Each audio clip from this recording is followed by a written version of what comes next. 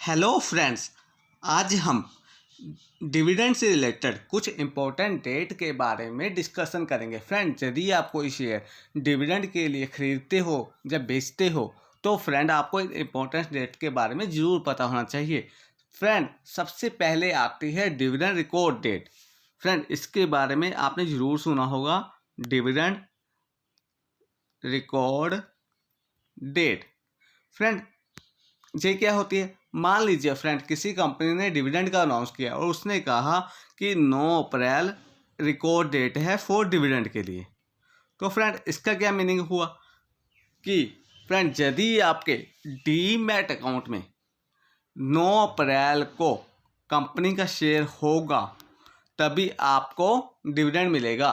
Friend, अभी 9 अप्रैल को आपके डीमैट अकाउंट में शेयर होने के लिए ऐसा नहीं है कि आपको उस शेयर को 9 अप्रैल को खरीदना पड़ेगा। फ्रेंड, हमारी कंट्री में T+2 डेज का साइकिल चलता है। ये T+2 डेज का साइकिल क्या होता है? फ्रेंड, आप इसको ऐसे समझ सकते हैं। मान लीजिए आपने ऑनलाइन अमेजोन से कुछ शॉपिंग की, तो फ्रेंड उसको आपके घर में पहुंचने के लिए 5 दिन लगते हैं, तो हम उसको बोलेंगे T+5। मीन जिस दिन आपने खरीदा उससे लेके आपके घर में पहुंचेगा 5 दिन में, तो क्या हुआ? वो 5 दिन को हम बोलेंगे T+5। इसी तरह से फ्रेंड, यदि हम कोई शेयर खरीदते हैं तो उसको हमारे डीमैट अकाउंट में 2 वर्किंग सेटलमेंट डे लगते हैं। फ्रेंड, आपको ध्यान में रखना, 2 वर्किंग सेटलमेंट डे। वो मैं आपको बाद में बताऊंगा सेटलमेंट डे मैंने क्यों बोला। तो आपको ध्यान में रखना है कि 2 दिन तो कम से कम लगेंगे ही लगेंगे आपके डीमैट अकाउंट में आने के लिए। इसका क्या मीनिंग हुआ? फ्रेंड, आपको वह शेयर 7 अप्रैल या उससे पहले खरीदना पड़ेगा, तभी 9 अप्रैल को वो आपके डीमैट में आएगा। डैट इज रिकॉर्ड डेट वाले दिन आएगा 9 अप्रैल को। ठीक है फ्रेंड, तो इसके लिए फ्रेंड एक डेट और सुनी होगी आपने, एक्स डेट। फ्रेंड, अभी एक्स डेट क्या होती है? फ्रेंड, एक्स डेट या एक्स डिविडेंड डेट, फ्रेंड वो डेट यदि आपने उससे पहले शेयर खरीदा है तो ही आपको डिविडेंड मिलेगा। तो ध्यान से सुनिए फ्रेंड, एक्स डेट वो डेट है जिससे पहले यदि आपने शेयर खरीदा है तो ही आपको डिविडेंड मिलेगा। ठीक है फ्रेंड, तो देखिए 9 अप्रैल हमने पिछले एग्जांपल में देखी, 9 अप्रैल थी रिकॉर्ड डेट। तो मैंने आपको बताया 7 अप्रैल जब उससे पहले खरीदना है आपको डिविडेंड के लिए, 9 अप्रैल को आपके डीमैट अकाउंट में तभी आएगा ना। तो जो इसकी एक्स डेट बनेगी फ्रेंड, वो बनेगी 8 अप्रैल।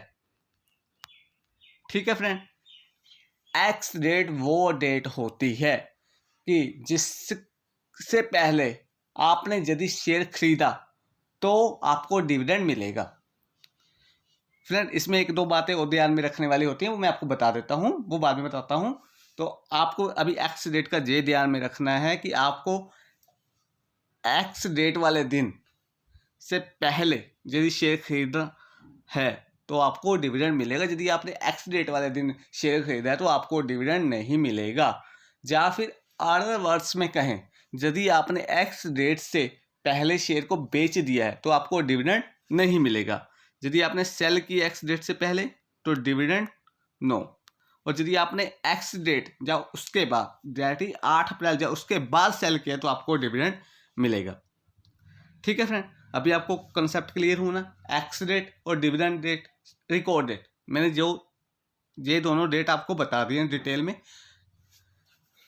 रिकॉर्ड डेट वो डेट जिस दिन आपके डीमैट अकाउंट में यह शेयर होना चाहिए, और एक्स डेट वो डेट है जिससे पहले आपको शेयर खरीदना पड़ेगा तभी आपको डिविडेंड मिलेगा। या फिर एक्स डेट वाले दिन ही आप शेयर को बेचेंगे यदि, तभी आपको डिविडेंड मिलेगा। ठीक है फ्रेंड, एक होती है friend dividend announce date. Dividend announce date, friend वो कौन सी डेट होती है? फ्रेंड, वो डेट जिस दिन कंपनी ने डिविडेंड के लिए अनाउंस किया वो होगी dividend announce date.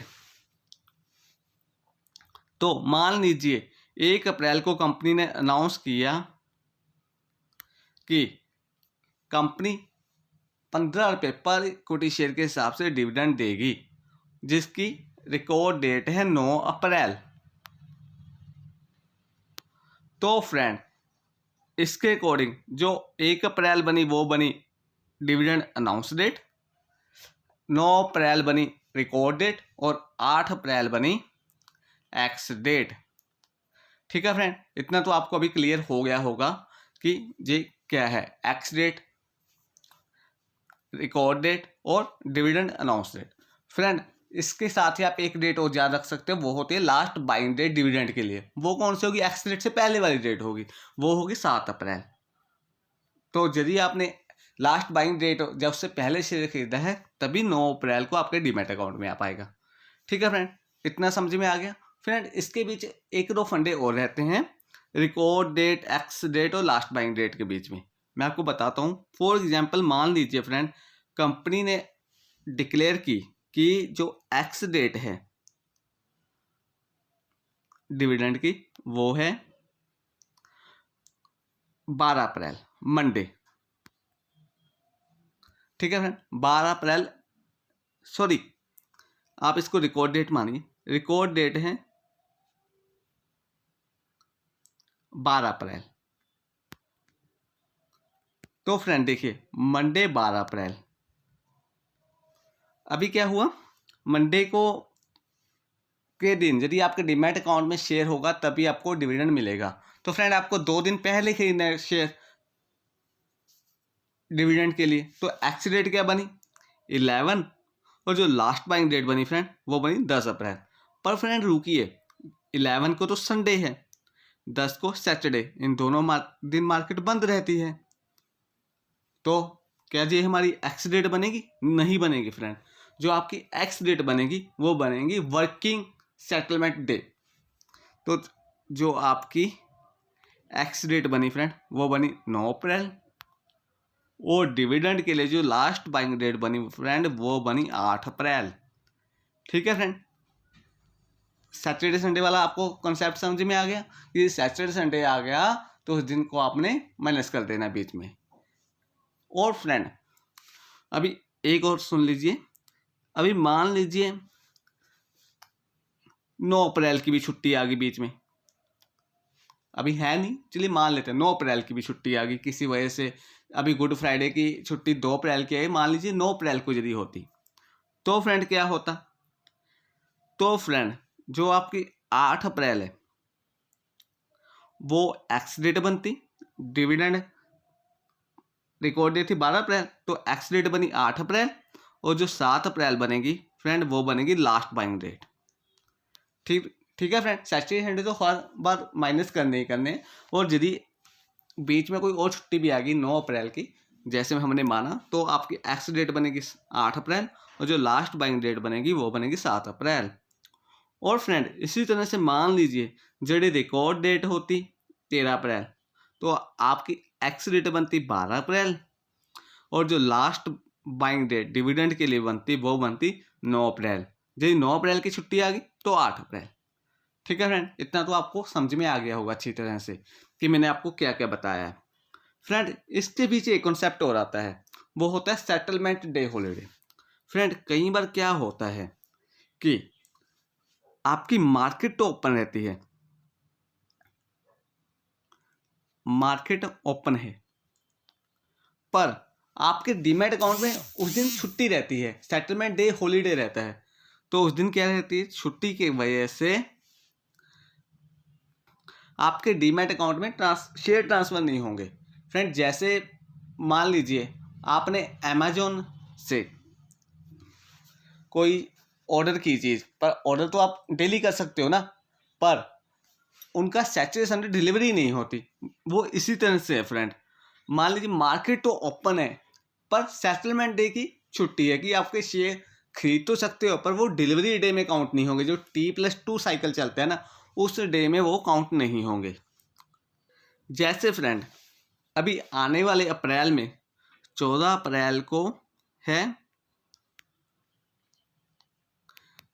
Doctor B.R. Ambedkar की वजह से मार्केट में छुट्टी है, B.R. अम्बेडकर की वजह से इनकी लिए छुट्टी है। बी आर अम्बेडकर की जयंती की वजह से। तो फ्रेंड 13 अप्रैल को मार्केट में तो छुट्टी नहीं है, पर सेटलमेंट डे की छुट्टी है फ्रेंड। तो फ्रेंड मान लीजिए यदि किसी कंपनी ने रिकॉर्ड डेट 15 अप्रैल फ्राइडे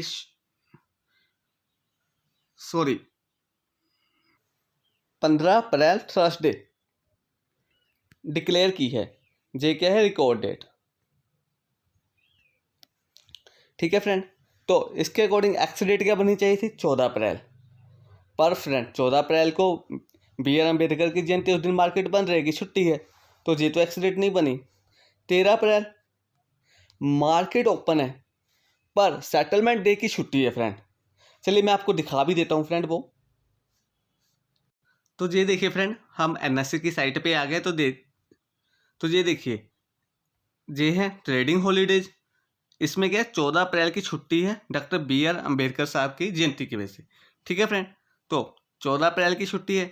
पर देखिए फ्रेंड, ये इन्होंने clearing holiday that is settlement day की हॉलीडे अलग से मेंशन की हुई है। जी देखिए,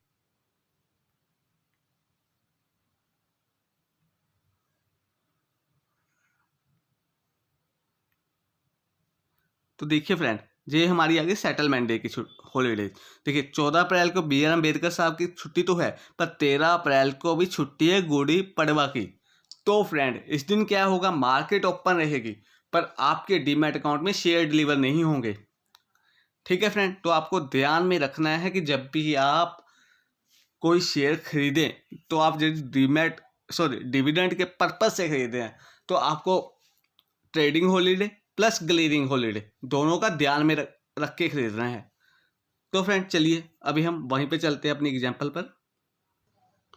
तो फ्रेंड मैंने आपको बताया कि हमने एग्जांपल में लिया था रिकॉर्ड डेट है 15 अप्रैल और 14 अप्रैल की छुट्टी आ गई, बी आर अम्बेडकर की जयंती है, और 13 अप्रैल को गुड़ी पड़वा की वजह से स्टॉक मार्केट ओपन है, पर सेटलमेंट डे की हॉलीडे है, और इस दिन सेटलमेंट डे भी हॉलीडे है और स्टॉक मार्केट भी क्लोज है। तो फ्रेंड जो आपकी एक्स डेट बनी वो बनी 12 अप्रैल मंडे। ठीक है फ्रेंड, तो जो लास्ट बाइंग डेट बनेगी डिविडेंड के लिए वो क्या बनेगी फ्रेंड, देखिए 12 अप्रैल बन गई एक्स डेट, तो 11 अप्रैल बननी चाहिए थी, पर फ्रेंड 11 अप्रैल को तो है संडे, 10 को है सैटरडे, तो जो लास्ट बाइंग डेट डिविडेंड के लिए बनेगी वो बनेगी 9 अप्रैल। तो फ्रेंड आपकी जो लास्ट बाइंग डेट डिविडेंड के लिए बनेगी वो बनेगी 9 अप्रैल। तो फ्रेंड यदि आपने 9 अप्रैल या उससे पहले शेयर को खरीदा तो ही 15 अप्रैल को रिकॉर्ड डेट वाले दिन आपके डीमैट अकाउंट में आ पाएगा और कंपनी ने जो भी डिविडेंड डिक्लेयर किया है वो आपको मिल जाएगा।